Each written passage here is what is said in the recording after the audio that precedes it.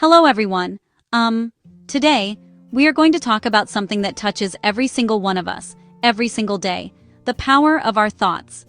Have you ever found yourself worrying about a big presentation, and in your mind, you hear a little voice saying, "You're going to mess this up"? Or maybe you've looked in the mirror and had a thought that wasn't so kind.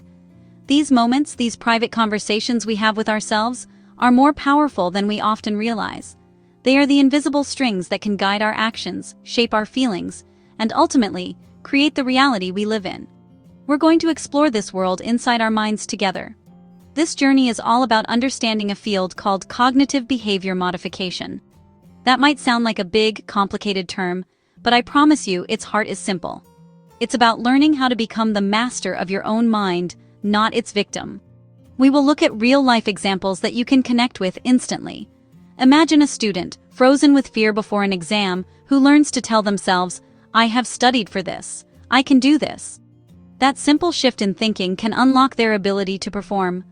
Or think about someone struggling with sadness, who feels like they can't get out of bed. We will see how learning to challenge the thought, "nothing matters," and taking one small action can be the first step toward the light. So let's start with the basics. What exactly do we mean when we say cognitive behavior? It's a formal way of describing all the activity inside your mind. Think of it as your inner world, the constant stream of thoughts, the little voice that narrates your day, the images you picture in your head, the memories that pop up, the beliefs you hold about yourself and the world around you. These are your cognitive behaviors, private and silent. They're as much a part of your behavior as walking or talking. A cognitive behavior is any mental action or event. This includes self-talk, the internal dialogue you have with yourself. Example, solving a puzzle. Okay, where does this piece go? Example, imagining yourself succeeding at a job interview. These internal events don't happen in a vacuum. They shape how you feel and what you do. Thoughts function as antecedents and consequences. Antecedent and a trigger that comes before a behavior. Consequence. What happens after a behavior? Thoughts can be both. Antecedent example. Everyone at this party will think I'm awkward, leads to avoiding the party. Now that we have a good feeling for what cognitive behavior is, let's talk about how we can work with it. This is where cognitive behavior modification comes in. It is not just one single thing, but a whole family of approaches designed to help us identify and change unhelpful thinking patterns. The core idea is that if our thoughts, feelings, and behaviors are all connected, then changing our thoughts can change how we feel and what we do. Learn to listen to your inner voice. Coach it to be more supportive. Coach it to be more realistic. Coach it to be more helpful. It's a process of becoming your own best friend. Cognitive behavior modification gives us tools to interrupt that cycle and create a more positive one. Let's dive into our first major tool, and it is a powerful one, cognitive restructuring. It simply means learning to change, or restructure, our unhelpful or inaccurate thoughts into ones that are more balanced, realistic, and supportive. Think of it like tuning a radio. Sometimes our minds get stuck on a station that's full of static and negative news. Cognitive restructuring is the process of consciously turning the dial to find a clearer, more positive signal. It's not about pretending everything is perfect, but about finding a more truthful and helpful perspective. Many of us operate on autopilot, accepting our automatic negative thoughts as absolute facts. A thought like, "I am a total failure," can feel completely true in the moment. This kind of thinking can lead to feelings of hopelessness and cause us to give up. Cognitive restructuring is used to break this cycle. So how does it work? There's a simple, four-step process you can learn. First, you have to notice your automatic thoughts. Second, you evaluate that thought.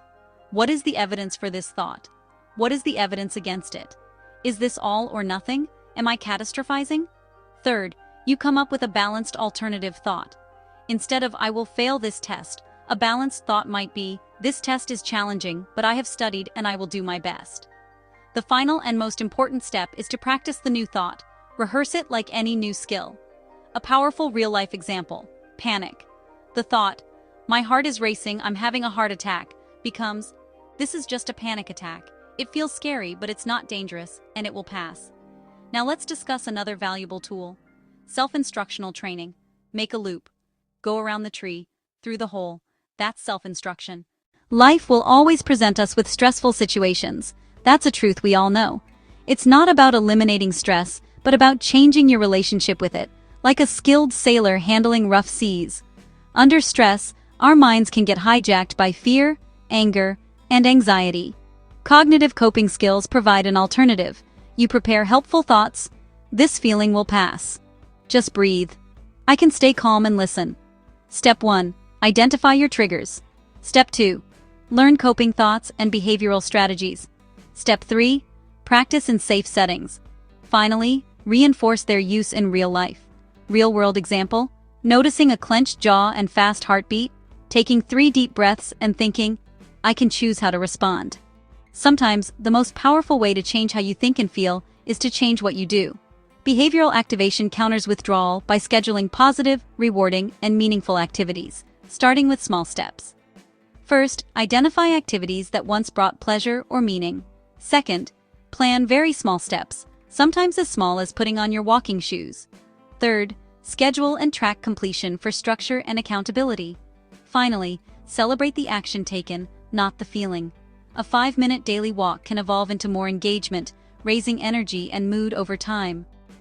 Ecological Momentary Assessment, EMA, gathers real-time data from your day through brief check-ins about your mood, thoughts, or context. These snapshots help tailor cognitive and behavioral strategies to your patterns, making the work more precise and effective. Together, coping skills, activation, and EMA turn insight into sustainable change. Practical skills, not mysteries, anyone can learn. The why: reduce distress and live a fuller life. The how: specific learnable steps. Anyone can build a healthier inner and outer world. We now explore changing our relationship with thoughts, acceptance-based approaches. Acceptance and commitment. Therapy teaches us to stop the war with our minds. Acceptance means allowing thoughts and feelings to be there, noticed like clouds, without trying to change them. Commitment means clarifying values and taking actions aligned with them, even when it's hard. Mindfulness is paying attention to the present moment on purpose and without judgment. Practice formally by sitting with the breath, or informally by bringing full attention to everyday activities like drinking tea or washing dishes. In stressful moments, mindfulness creates a pause that allows for a wiser response. Example: a student accepts fear, notices anxious thoughts, and presents anyway, because sharing knowledge matters to them.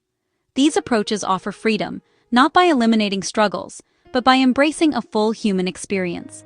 Acceptance and mindfulness complement cognitive and behavioral tools. They help you be here, now, with compassion. The clinical side: when our thoughts create challenges. These are called maladaptive thoughts, or cognitive distortions. They're at the root of many clinical problems like anxiety and depression. A maladaptive thought is any thought that leads to distress or self-defeating behavior, like, I am unlovable. Cognitive distortions are habitual errors in thinking, filters that twist perception, all-or-nothing thinking, catastrophizing, overgeneralization. Small setbacks become proof of global failure. These patterns keep our emotional systems on high alert, making fear, sadness, and anger hard to regulate. Thoughts like, people are always trying to take advantage of me, can drive chronic anger and mistrust. By challenging such beliefs with cognitive strategies, situations become clearer and emotions more manageable. When you change a core belief from, I can't do anything right, to I am capable and I can learn from my mistakes, your outlook shifts. Your goals and choices change. You try new things. You take healthy risks. Changing the inner script allows you to play a different role, become more confident, and be more resilient, aligning with your potential. The benefits reach across life, from personal health to professional success.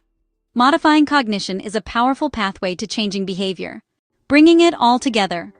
We started with a simple truth: our thoughts shape our lives. Cognitive behavior modification offers practical tools for the inner world. It's not magic. It's awareness, skill, and practice. Cognitive restructuring: become a detective of thoughts and replace distortions with balanced truths. Self-instructional training: be your own best coach, step by step. Cognitive coping skills: create a wise pause when emotions surge. Behavioral activation: action first, mood follows. ACT and mindfulness: make space for thoughts and act on values. EMA: real-time data to personalize change. Move from passive passenger to the wise driver of your own life. Thank you for joining me on this journey. That wraps up Chapter 25, Cognitive Behavior Modification from Miltenberger's Behavior Modification, Principles and Procedures, 7th edition textbook. If this walkthrough helped, give the video a like so other students can find it too. You can always use the timestamps to review key sections or head to the playlist to continue with another chapter from this textbook. Subscribe to ChapterCast for more chapter-by-chapter study guides, and let me know in the comments which concept you'd like broken down next. Thank you for learning with ChapterCast, where textbooks become study-friendly lessons. Stay tuned in with ChapterCast and explore another textbook playlist for more audio and visual learning. I'll see you there.